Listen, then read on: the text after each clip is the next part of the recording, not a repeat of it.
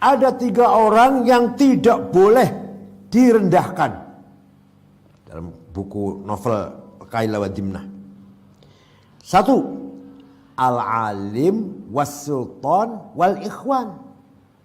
Ulama, penguasa, raja, sultan, gubernur, presiden, dan sahabat atau teman. Gak boleh diremehkan.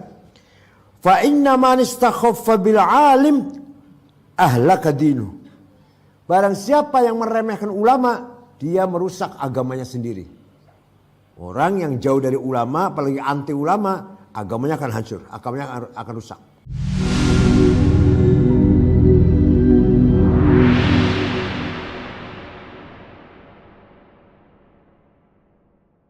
Hasan al-Basri, Imam Hasan ini bapaknya namanya Syekh Yasar.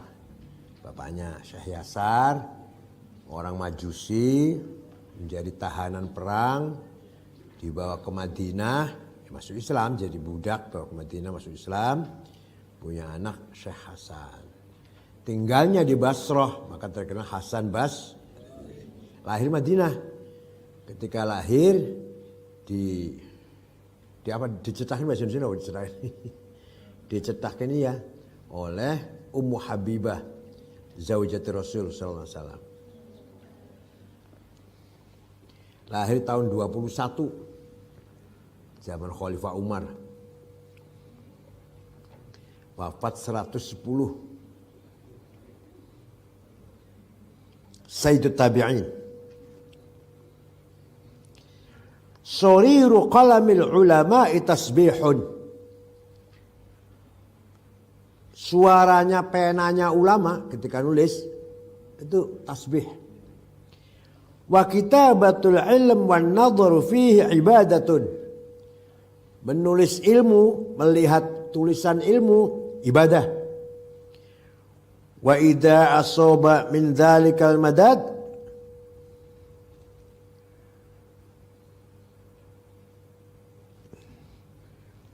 thawbahu faka'annama asabahu damu syuhada.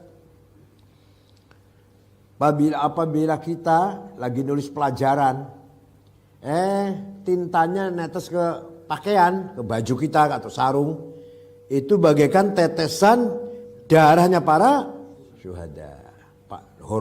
Kemuliaannya, tinta yang netes seperti darahnya syuhada. Wa idza qatara minha al-ard tala'la nuruh. Ketika tinta yang kamu sedang nulis ilmu tuh netesnya ke mana? Ke tanah, bukan ke pakaian, maka akan bersinar. Wa idza qama min qabri nadhara ilai ahlul jam'i. Ketika orang alim itu bangun dari kuburan nanti yaumul ba'ats, semua orang melihat dia. Fayuqal hadza 'abdun min ibadillah akramahullah wa hasyara mal anbiya wa husyira mal anbiya alaihissalam. Orang ini adalah salah satu hamba Allah yang mendapatkan kemuliaan dari Allah dan akan dikumpulkan dengan para anbiya. Sebenarnya bukan hanya thalabul ilm. Semua orang yang wafatnya matinya itu baik akan bergabung dengan ruh universal, ruh kulli, yaitu arwahnya para nabi, para wali, para orang soleh. Nah, kalau yang tidak baik matinya orang jahat, maka mau bergabung dengan ruh universal ditolak, ingin kembali lagi ke dunia tidak mungkin. Disitulah merasa adzabun alim. Jadi filosofinya azab itu bukan masuk neraka dibakar, enggak. Tapi orang itu tidak masuk dalam ruh universal seperti semula dulu. Seperti dulu kita ruhnya universal. Dulu waktu kita jawab bala syahidna, ruh kita masih universal, bukan ada ruhnya Khalid, ruhnya Ahmad, ruhnya belum. Ruh gitu aja, ruh manusia. Pernah jawab gimana? Qalu alastu birabbikum qalu bala syahidna. Lah kita orang yang kita sekarang ini hidup di dunia, Ruh kita parsial, juz'i, ruh kita ini juz'i. Menempel di Khalid, Ahmad, Hasan, Abu Bakar gitu kan. Kalau sudah meninggal, inginnya kembali ke ruh universal lagi. Tapi kalau orang tidak baik, naudzubillah, tertolak. Tidak bisa diterima bergabung universal. Maunya kembali ke dunia lagi. Bisa enggak? Enggak bisa. Disitulah dia tidak tidak tenang atau gelisah. Itulah azabun alim. Menurut para filsuf begitu. Ya mungkin saya terus masuk neraka ya lah.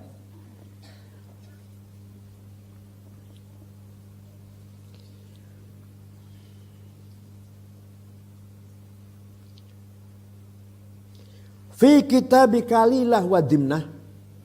Kalau dari kitab terkenal apa? Kitab sastra. Cerita Kalilah wa Dimnah, cerita Persia. Jadi buku novel Persia itu banyak. Kemudian diarabkan dengan bahasa yang indah. Kalilah wa Dimnah, Alfulailin wal Alfulayalin walaylah. Itu dongeng Persia itu. Isinya mengkritik para penguasa. Dongeng lah isinya dongeng. Apalagi Alibaba, Sindibad. Itu dongeng Persia menjadi bahasa Arab, diarabkan dengan indah.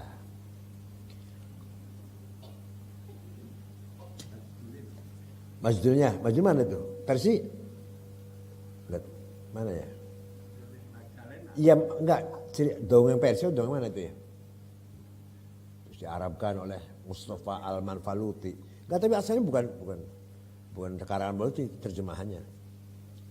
Dari Prancis malah itu, dari Prancis. Beethoven. Yang jadi Zainuddin itu Beethoven. Kalau Al-Fulay Walailah itu di dalam dongengnya ada raja. Setiap ada perempuan cantik pasti diambil lah. Kalau sudah bosan bunuh. Kalau sudah tidur bersama bosan dengan anak itu bunuh. Cari lagi yang cantik lagi. Nah, terakhir tinggal anaknya wazir, anaknya perdana menteri. Nah sekarang sudah nggak ada orang cantik yang lain, tinggal anak kamu sini, buat sini. Namanya siapa namanya? Syahrazad. Dah. Tenang saja Pak, kata anak, tenang saja Pak, saya tahu, saya ada caranya. Ya udah silakan. Udah satu mau ditidurin oleh raja di kamar tidur, kata Syahrazad sebentar, dongeng dulu ya, saya dongeng dulu. Raja mendengarkan, dongengnya isinya mengkritik pemerintah yang zalim, mengkritik walhasil itu menasihat kepada raja-raja, dongengnya 1001 malam. Tiap malam dongeng terus, gak kelonan-kelonan. Sampai 1001 malam. Berapa tahun itu berarti? Berapa tahun itu? 3 tahun. Akhirnya rajanya sadar. Akhirnya.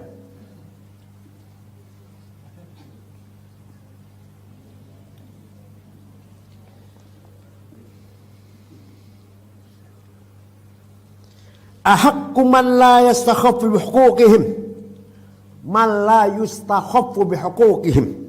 Salasah. Ada 3 orang yang tidak boleh direndahkan dalam buku novel Kailah wa Dimnah. 1. Al-alim was-sultan wal-ikhwan. Ulama, penguasa, raja, sultan, gubernur, presiden, dan sahabat atau teman. Gak boleh diremehkan. Fa inna man istakhaffa bil alim ahlaka dinu. Barang siapa yang meremehkan ulama, dia merusak agamanya sendiri. Orang yang jauh dari ulama, apalagi anti ulama, agamanya akan hancur, agamanya akan rusak. Wa man istakhaffa bis sultan ahlaka dunya. Barang siapa menghina, meremehkan penguasa, ya urusan dunianya repot. Semua tanda tangan harus antar pejabat. Makanya gini ya. Kalau terlalu amar ma'ruf, tidak ada nahi mungkar, nanti menjadi penjilat. Kalau nahi mungkar tidak ada amar ma'ruf, nanti jauh dari pemerintah. Jauh bermusuhan nantinya. Jadi ada amar ma'rufnya, ada nahi mungkarnya. Amar saja nanti nggak bisa ngeritik, nahi mungkar saja ya akan dibenci oleh pemerintah.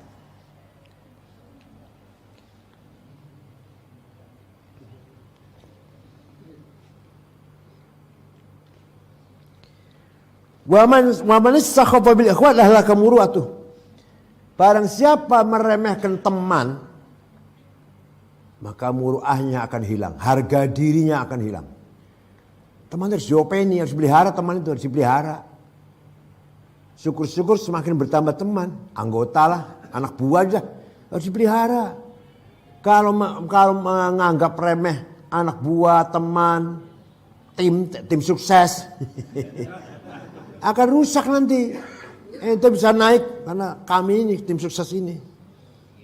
Karena pandai-pandailah memelihara teman supaya kita tetap langgeng dalam posisi kita. Qala Sokrates, min fadilatil ilmi annaka la taqdiru ala an yakhdimaka fih ahadun bukan ahadukum, bukan ahadun titik kama tajidu man yakhdimuka fi sa'il asya. Kata Sokrates ini gurunya Plato gurunya Aristoteles.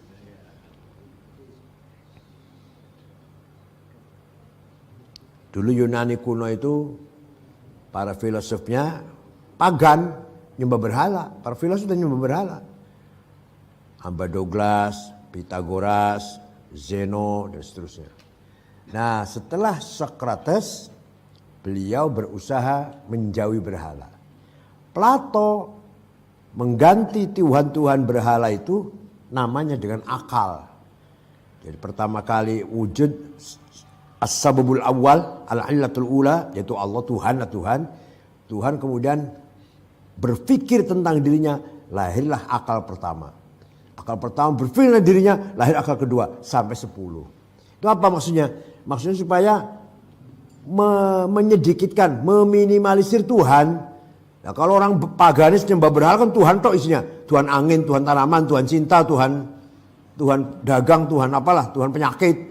Punya Tuhan api. Orang Jawa juga Tuhan tanaman apa? Dewi Sri, perempuan cantik, Tuhan yang bisa menyemburkan tanaman. Tuhan air apa? Tuhan angin, Tuhan air. Jawa juga gitu, Jawa kuno. Makanya oleh Plato, Tuhan yang baik itu diganti sebutannya akal, bukan Tuhan akal. Tuhan cuma satu, dari akal. Nah, oleh Aristoteles muridnya dibuang semua itu.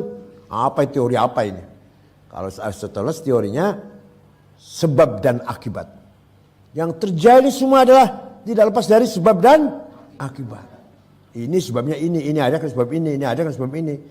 Maka kalau ini ada pasti ada ini. Itu Aristoteles. Tapi setelah itu semua beres, tinggal berpikir hubungannya roh dengan fisik. Wah, nggak bisa jawab dia. Apakah roh itu sebab ada fisik atau fisik ada sebab ada roh? Ayo, Aristoteles nggak bisa jawab Aristoteles. Apa sebabnya ada roh maka kita ada fisik? Apa sebab ada fisik maka ada roh? Ada hubungan nggak? Ada sebab nggak itu? Ada nggak? Nggak ada. Rohnya kamu itu bukan karena ada fisik. Fisiknya kamu bukan karena ada roh. Ini kejadian pertemuan antara roh dengan fisik kita eksidensial. Apa? Aridi. Anyar teko bahasa Jawa, anyar teko. Eksidensial. Makanya ketika kita lahir pasti menangis. Karena benturan pertama kali nggak harmonis lah. Antara roh dengan fisik, dengan jasad. Menangis. Pasti. Karena tidak familiar. Itu apa ya kata rohnya ini? Ini apa ini? Saya ditempatkan pada fisik ini gitu ya.